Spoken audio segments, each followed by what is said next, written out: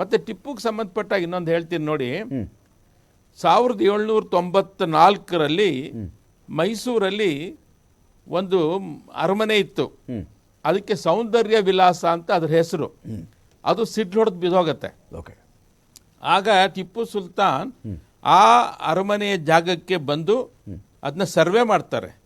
ಆಗ plague, cholera, malaria, typhoid, ಡಿಫ್ತೀರಿಯಾ ಎಲ್ಲ ಕಾಯಿಲೆಗಳಲ್ಲಿ ದಿನಕ್ಕೆ 500 ಜನ ಸಾಯ್ತಾ ಇರ್ತಾರೆ ಆ ಕೋಟೆಯೊಳಗೆ.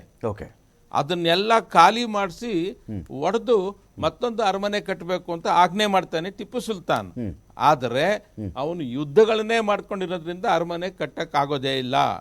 ಒಂದು ತಿಳ್ಕೊಳ್ಳಿ, ನಮ್ಮ ಆರ್ಕಿಯಾಲಜಿ ಡಿಪಾರ್ಟ್ಮೆಂಟ್ ಡೈರೆಕ್ಟರ್ ಆಗಿದ್ರು ಡಾಕ್ಟರ್ MS ನಾಗರಾಜರಾವ್. ಅವರು ಈ ಅರಮನೆಗಳ ಬಿದ್ದಾಗ ಆಗಿದಂತಹ ಘಟನೆಗಳ ಬಗ್ಗೆ ಪುಸ್ತಕ ಬರೆದಿದ್ದಾರೆ. ಏನಂದ್ರೆ ಸುಮಾರು ನಮ್ಮ ಗಂಗರ ಕಾಲ ಅಂತ ಹೇಳಿದ್ರು, ಹೊಯ್ಸಳರ ಕಾಲ, ವಿಜಯನಗರ ಕಾಲದ ಅರಮನೆ ದೇವಸ್ಥಾನಗಳು ಒಳಗಡೆ ಇದ್ದಾವೆ. ಟಿಪ್ಪು ಯಾವ ಅರಮನೆಯನ್ನು ದೇವಸ್ಥಾನನೂ ಹೊಡಿಲಿಲ್ಲ. ಇವತ್ತು ಅಲ್ಲಿನ 5 ಅರಮನೆಗಳನ್ನ ನಾವು ಮಾನ್ಯುಮೆಂಟ್ ಅಂತ ಡಿಕ್ಲೇರ್ ಮಾಡಿದೆ ಸ್ಟೇಟ್ ಆರ್ಕಿಯಾಲಜಿ ಡಿಪಾರ್ಟ್ಮೆಂಟ್. ಯಾಕೆ ದೇವಸ್ಥಾನ ಹೊಡೆದ ಅಂತ ಹೇಳೋದು? ಹಾಗಾದ್ರೆ ಇಲ್ಲಿ ಯಾಕೆ ಹೊಡೆದಿಲ್ಲ ಆತ?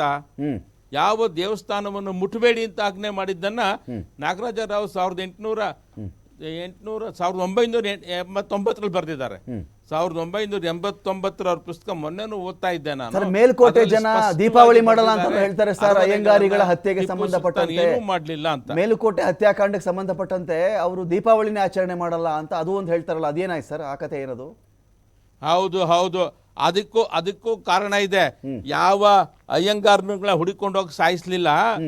ಲಕ್ಷಂಬಣ್ಣಿ ಒಂದು ಪತ್ರವನ್ನ ಬರೆದು ತಿರುಮಲ ಅಯ್ಯಂಗಾರ್ ಅನ್ನೋರ ಕೈಗೆ ಕೊಡ್ತಾರೆ.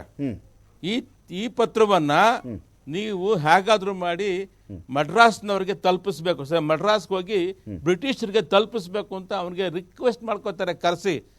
ಆತ ರಾತ್ರಿ ಮಡ್ರಾಸ್ಗೆ ಹೋಗ್ತಾನೆ, ಆ ಪತ್ರವನ್ನ ತಲುಪಿಸ್ತಾನೆ. ಆ ಸಂದರ್ಭದಲ್ಲಿ ಅವನ ವಂಶಸ್ಥರು 89 ಜನನ್ನ ಅರೆಸ್ಟ್ ಮಾಡ್ತಾರೆ. ಟಿಪ್ಪು ಅವಾಗ ಇದರಲ್ಲಿ ಏನು ಮಂಗಳೂರಲ್ಲಿ ಯುದ್ಧ ಮಾಡ್ತಾ ಇರ್ತಾನೆ.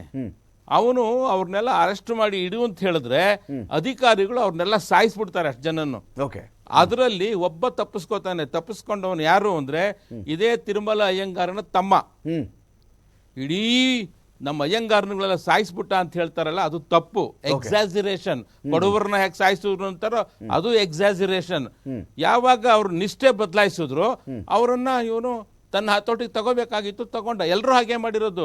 ಅವ್ರು ಗಂಗರ ಕಾಲಕ್ಕೆ ಕೇಳಿದ್ರು, ವಿಜಯನಗರ ಕೇಳಿ, ಹೊಯ್ಸಳ ಕೇಳಿ, ಅಥವಾ ಮರಾಠ ಯಾವುದೇ ನೀವು ಆಡಳಿತಗಾರನ ತಗೊಂಡ್ರೆ ಅವರು ಈ ಕೆಲಸವನ್ನ ಮಾಡಿದ್ದಾರೆ. ಸೊ ಇವನೇನು ಮಾಡ್ದ, ಯಾರು ತಾನು ಸಾಯಿಸಿದ್ದಲ್ಲ, ಅದು ತನ್ನ ಸೈನಿಕರು ಟಿಪ್ಪು ಬರೋಕ್ಕೆ ಮೊದಲೇ ಇವರನ್ನ ಸಾಯಿಸಿದ್ರು ಅಷ್ಟೇ ಹೊರತು ಅದು ಇವತ್ತು ನೀವು ಆಚರಣೆ ಮಾಡ್ತಿರೋ ಬಿಡ್ತಿರೋದು ಅವ್ರ ಸ್ವಂತ. ಇದು ಮಾತ್ರ ಇತಿಹಾಸ ದಾಖಲೆಗಳು ಇರ್ತಕ್ಕಂಥದ್ದು. ಇದನ್ನ ನೀವು ಹೈಲೈಟ್ ಮಾಡಿ.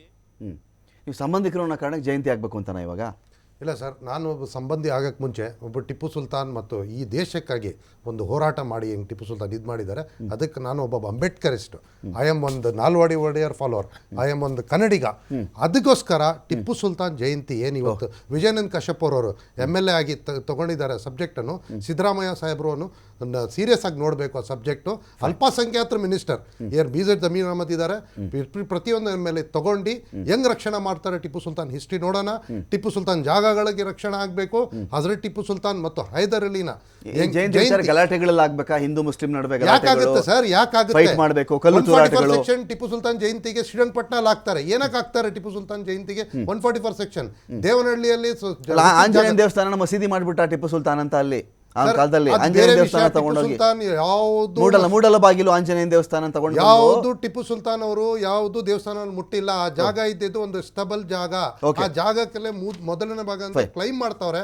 ಅದಕ್ಕೂ ರಿಸ್ಟ್ರಿಕ್ಷನ್ ಹಾಕ್ಬೇಕು. ಟಿಪ್ಪು ಸುಲ್ತಾನ್ ಕನ್ನಡ ಅಭಿಮಾನ್ಯ, ಟಿಪ್ಪು ಸುಲ್ತಾನ್ ಹಿಸ್ಟ್ರಿ ಬರೆದವರೋದು, Tipu Sultan is done everything for the ಭಾರತಕ್ಕಾಗಿ. ಜೈ ಭೀಮ್, ಜೈ ಟಿಪ್ಪು ಸುಲ್ತಾನ್ ಅನ್ನ ಹೇಳಿ ತಮ್ಗೆಲ್ಲರೂ ಥ್ಯಾಂಕ್ ಯು ಮನು ಸರ್ ಅವರೇ, ಥ್ಯಾಂಕ್ ಯು ಡಾಕ್ಟರ್ ದಿನೇಶ್ ಅವರೇ, ಥ್ಯಾಂಕ್ ಯು ರಂಗರಾಜು ಸರ್. ವಿಷಯ ಬಹಳಷ್ಟಿದೆ ಸರ್ ಇದರಲ್ಲಿ. ಯಾವುದೋ ನಾನು 1 ಗಂಟೆ ಒಳಗಡೆ 40 ನಿಮಿಷದ ಒಳಗಡೆ ಇದನ್ನು ಹಿಡಿದಿಟ್ಬಿಡ್ತೀನಿ ಅಂತ ಹೇಳಿದ್ರೆ ಆಗದಿರುವಂಥ ಕೆಲಸ. ಮುಂದೊಂದು ದಿನ ಇದ್ರ ಬಗ್ಗೆ ಬಹಳ ಚರ್ಚೆಗಳಾಗಬೇಕು, ಚರ್ಚೆ ಮಾಡ್ತೀನಿ ಅಂತ ಹೇಳ್ತಾ ಡಿಬೇಟನ್ನು ಮುಗಿಸ್ತಾ ಇದ್ದೀನಿ. ನಮಸ್ಕಾರ.